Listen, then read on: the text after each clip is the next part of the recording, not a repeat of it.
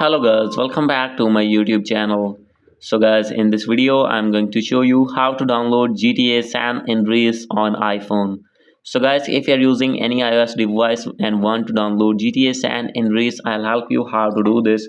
So let's get started without wasting any time. So guys, you have to open your settings. First of all, you need to make sure that you have connected with strong internet connection.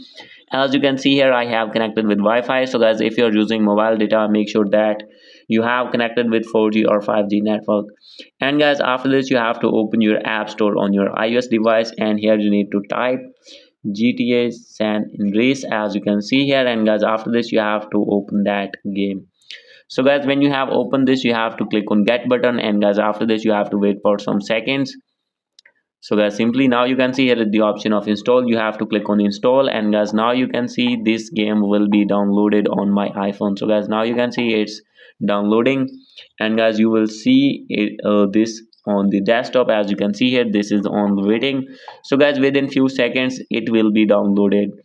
So guys, this is the video. Hope you like this video. If you like this video, please do subscribe my channel. Thank you.